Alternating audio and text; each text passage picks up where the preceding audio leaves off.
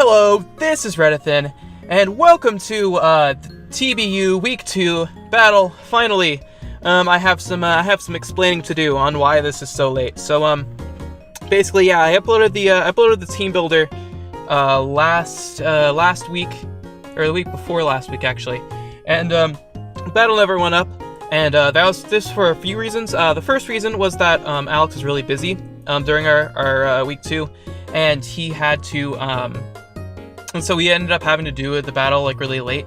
So that was one thing. It was we actually did it past the upload date, and so another reason is that I accidentally forgot to save the replay. So this is actually from his angle, and yeah, it's from his angle, and it's also not Citra. So it's just because you had I believe it was Juan that yeah, I believe it was Juan that recorded it. So thank you, Juan. That was awesome. But yeah, so it's from Alex's angle and it's not Citra. So sorry, but I'll be back to Citra next week. Actually no, because never mind. I'll talk about it next week in a minute. Okay, yeah, we'll be back to Citra eventually. But yeah, so yeah, I originally wanted to upload it, I uploaded it before, or like last Friday, because if you notice that there wasn't a team builder last week, and that was because due to a lot of stuff in the TBU going on right now, we had like ownership transfer and all that. We're actually taking a break week, so week 3 is gonna be uploaded this weekend instead of or this Friday instead of last Friday. So that's why there's been uploads. No GPC either, because GPC actually had ownership transfer as well. So yeah, that's going up. Actually, no, we have a no. I'm sorry. My battle's going up this Saturday. Sorry, there's a lot to keep track of. And then we'll be back to a normal schedule after that. Actually, no, the TBU is taken. Never mind. I'll explain everything later. But anyway, we got TBU and GPC both going up this Saturday. But here's this very late upload week 2 because I wanted to upload it anyway, because that's what we do. Anyway, so let's look into the matchup. Sorry that took so long. So here he got Lantern, Tapu Lele, Weavile, Cobalion, Rhydon, and Dragonite. Relatively pretty much what I expected for the most part. No P2, which I thought he was gonna have, which I thought that was interesting. But everything else, pretty much, you know, that's what I kind of expected for the most part. So just a refresher, we have our Torkoal with Shuka Berry, with Lava Plume, Solar Beam, Toxic, and Rapid Spin. Suicune, Rested Chesta with Scald, Ice Beam, Tailwind, and Rest. We got Skarmory with Wakan Berry, Spidef Skarm with Iron Head, Whirlwind, Stealth Rock, Roost. Autotomized Kommo-o with a Steelium Z with Flash Cannon, Clinging Scales, and Focus Blast. Subcalm Mind, Meloetta with Psyshock and Dazzling Glee, Max HP, Max Defense. And then we got we have Mega Pinsir, which was Feint, Swords Dance, Close Combat, and Return, Jolly Nature, almost max speed, I think. I did speed creep something, but I forget. But anyway, let's just go right into the battle. Alright, so yeah, so that's me right there, because I'm on the other side. So he leads off with Lantern, and I lead off with Torkoal.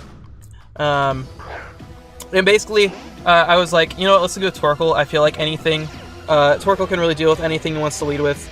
So here, because I know it's in the sun, I can really take whatever this Lantern wants to do. So here I'm just actually going to go for I'm actually going to click Toxic as he goes for the Volt Switch. So I get a Toxic on something, as long as it doesn't go on Cobalion, which I doubt he would. But he actually goes into the Dragonite, so and that's really nice, because as we see here, after he gets the Toxic off, he gets poisoned and all that. Yes, all that nice and good. And he actually is Lumberry, so we get rid of the Lumberry immediately. And here is like, you know what, this thing's probably setting up. If it goes for Earthquake, I can take that too. I can really take anything this thing wants to hit. So I'm just going to go for another Toxic here, because I figured I can pretty much play around this thing as much as I want to. So this thing's on a timer, and it loses multi-scale. which is very, very nice. So, yeah, here I'm actually going to switch into Skarmory. I knew this thing could either have Fire Punch or Thunder Punch, but I was like, you know, it's probably not going to go for that right away. I'm probably going to wait to see what I switch into as I go into Jarmory here. So that Dragon Claw actually does a decent bit amount, but it's Skarmory, so it doesn't really care. And here I was like, okay, this thing can either have Thunder Punch or Fire Punch. So it's like, you know what? He might do Fire Punch just because of the sun. And as we go into Wet Doggo, to get that pressure off, taking forever with that. As he does reveal the Fire Punch, so a good prediction by me there. So I pretty much get Suicune in with a pretty good health. And right here, I'm just actually going to go for the Ice Beam, because I know this thing is Fizz Def, it can really take anything. So it's like, you know what, he either stays in and loses Dragonite, or something easily takes an Ice Beam, which happens to be Lantern in this situation. So yeah, just going for the safe play there. Probably should have gone for the Tailwind or something, but I was like, you know what, let's not risk anything. He could have E-Speed, we don't know. So here I'm actually going to actually stay in. And here I just wanted to get the Tailwind off, because I was still trying to figure out what kind of Lantern this was, and here it pretty much revealed that this thing was actually Scarf Lantern, which is actually kind of spooky. So, yeah, so the Lele is going to get the Psychic Terrain off, and we're actually going to go for the Tailwind here, just because, you know what, he probably going to Volt Switch, go into something, and whatever he goes into, I can outspeed with my other stuff, so.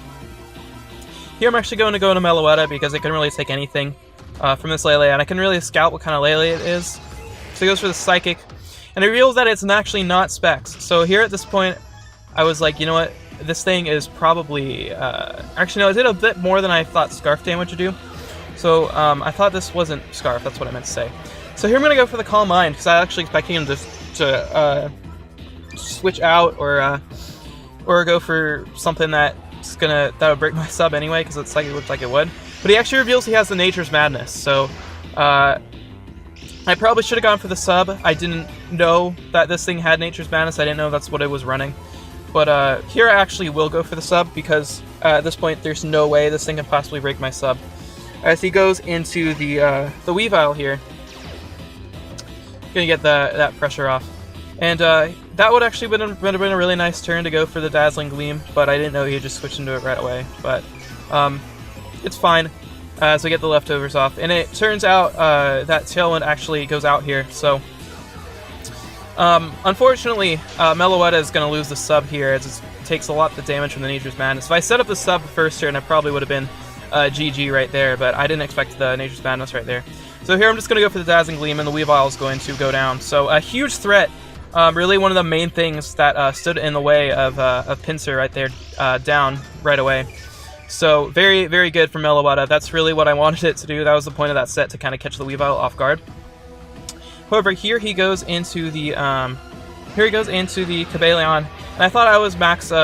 Since I was max HP, max defense, I probably could live this, but no, it's just gonna take me out. So that wasn't the best play. I shouldn't have risked that. I probably should have just calced it, or try to save Meloetta for later in case he has the Lantern or the Lele out again, but nothing to do, as here I'm just free to go straight for the Autotomize, because I figured you know, there's a chance that he tries to go into Lele here or something, but he actually goes into the Rhydon.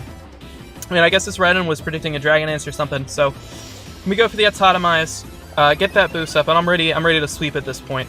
And here I go for the Focus Blast, and it misses. Yep, as he goes for the Dragon Tail, gets the crit, and then I go out and I lose my Autotomize. Absolutely the worst possible situation I could have imagined for this matchup. As we turn out later in the battle, that Rhydon is actually at max HP, max attack, so Focus Blast was an Oko from there, easily. But of course we had a miss, and of course he gets the crit as well, as we'll see later on. That crit may have actually mattered. So not only did our Kommo-o end up losing half of its HP, and losing the Autotomize boost, this Rhydon stays around, and we'll see here as we get up our rocks. The Rhydon will get up its rocks too. So yeah, so I lose. So my Kommo-o goes down half HP, lose the Tynamos boost, and the Rhydon stays around and sets up stealth rocks. Just an absolute awful turn there. So here we're gonna try to rebound from that Abyss. Fire Punch does a little bit of damage. I didn't have leftovers, of course, so there wasn't really any point in trying to really do much against that Rhydon. But I'm gonna go for the Roost anyway here, just to see what he does. I know that he could go for Earthquake, but I didn't think he'd go for it first turn, so I was like, you know what, let's go for the Roost. As he goes into the Lantern here, and I know since I'm the Wakan Berry that I can really take any hit from this thing. So yeah, let's go for the T-Bolt. Then I'm gonna Whirlwind this thing out. No, I'm actually gonna go Roost. Sorry. No, I'm thinking of a later play, I think.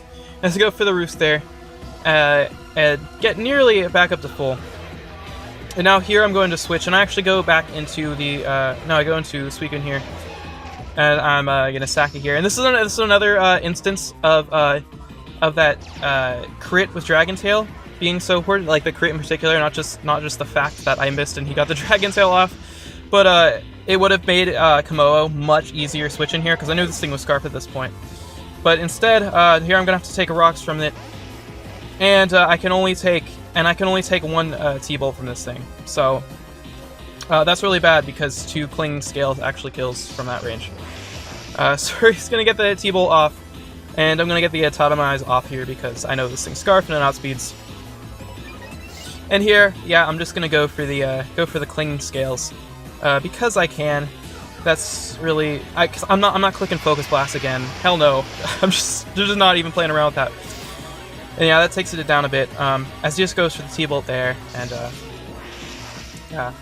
And that's really the worst part about the crit, is that about that whole play, is that even if I did miss and he got the Dragon Tail off, it was the crit that made it so much worse. So I just don't even want to think about it right now. So here I'm gonna go to Skarmory because I know it can take anything. I really have nothing else for this Scarf Lantern at this point, so I'm just gonna roar it out. Just make it a problem for another day. As he goes into the Cobalion here. And yeah, the Cobalion's pretty much just free to revenge Skarm here. It can go for Volt Switch, so I was like, you know what, let's just get Skarm got down here. I'd really have no more use for this this poor little bird. So yeah, so I do get the momentum here as he takes down Skarmory. As I forget what he goes into here. Okay, he goes into the yeah, he goes into Lele.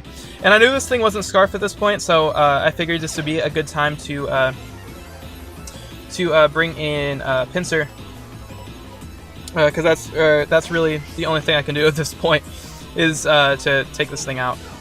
So here I'm just going to Mega Evolve and just go for the return. He has no real switch in for a return from Pinsir other than Rhydon, but I was like, you know what, let's just not even play this game right now. So yeah, Lele is just gonna go down. I know he probably didn't want to risk, maybe I had sub or some interesting thing like that. So here he's gonna go into the Rhydon, and part 3 of why that miss was such a pain, because now this thing is easily just able to, well, Pinsir. It's just not a good side, man, I tell you. So yeah, there's the Fire Punch, and that's gonna take me out. So yeah, good and fun times.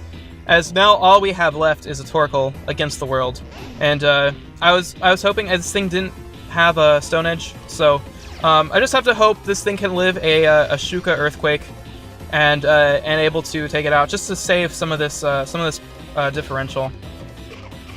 As yeah, so here's the Earthquake off, and Torkoal just barely hangs on and able to take it out with a Solar Beam. So yeah, Torkoal come in clutch there, just saving some of my differential at this point.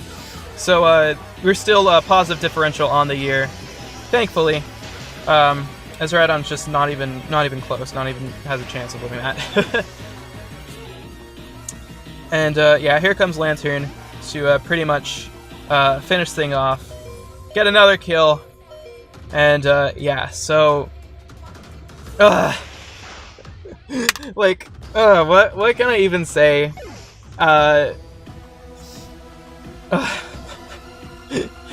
Obviously, we've seen hacks before. GPC week 2, we saw that last time. Now TBU week 2. Week 2s are just not fun. Let's be real here. That and like, yeah, I know that you know, it was just one turn of hacks. The rest of the battle had really no hacks whatsoever. But like, that was just probably the most pivotal turn in the entire match, and just that miss and the crit, both of those things. If one of the, okay, if I missed Focus Blast and he didn't get the crit, this would still be a close game. This would still be a close game, and I'd still have a good chance to win. It was just the fact that he got the crit, that he got the miss and the crit that just completely destroyed any chance of Kommo-o having to come back in this game. Because as I knew that that Lantern did have Dazzling Gleam, but as we saw, he was locked in a T-Bolt and not one turn. So had I had Kommo-o been able to set up there, it would have able to either take down the Lantern with 2 Clanging Scales, or take down something else that tries to switch in. And it's just I just don't even want to talk about it. But what you gonna do? It's Pokemon. That stuff happens. Hopefully it doesn't happen anymore.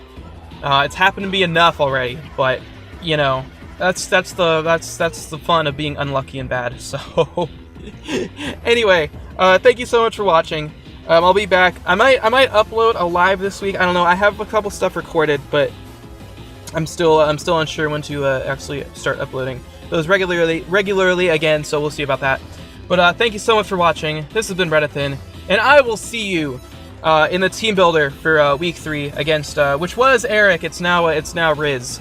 So yeah, we're playing the Rizzy Pow, and yeah. So again, thank you so much. This has been Reddithin, and goodbye.